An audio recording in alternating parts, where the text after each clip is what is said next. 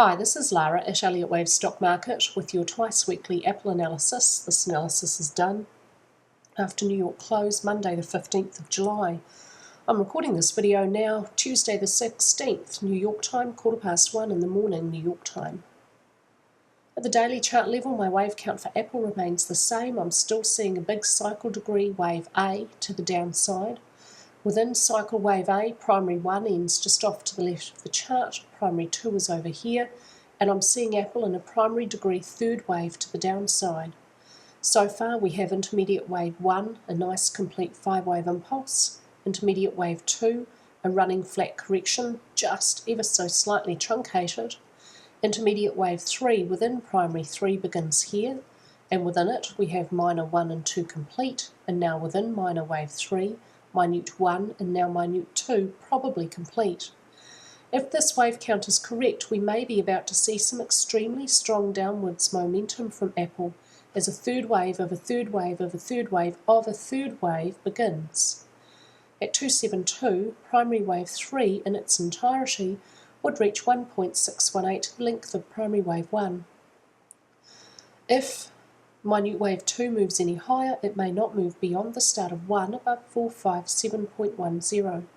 And so far, this actually does have a typical look, and it's a very, very common situation because third waves are commonly extended, and when they extend, they necessarily begin with a series of overlapping first and second waves, and they convince us that momentum is going to slow right before it takes off, in this case in a downwards direction.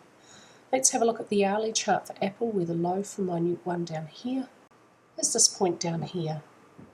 So far within minute 2 it looks like a really clear, obvious 3-wave structure with a 5, 3 and a 5 up now probably complete.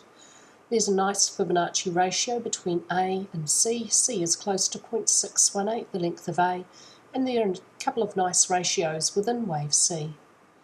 Wave C has remained in the lower half of this parallel channel, which I've drawn here using Elliott's technique for a correction. I've drawn it from the start of this zigzag for minute 2 to the end of the B wave within it, and then I've placed a parallel copy on the end of the A wave.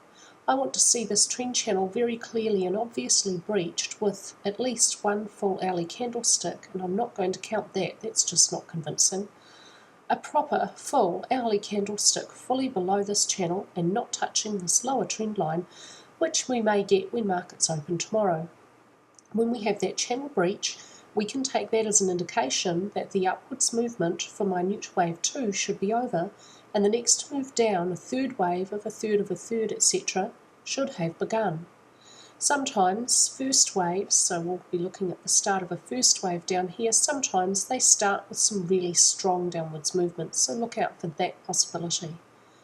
At 321, minute wave 3 would reach 1.618, the length of minute wave 1.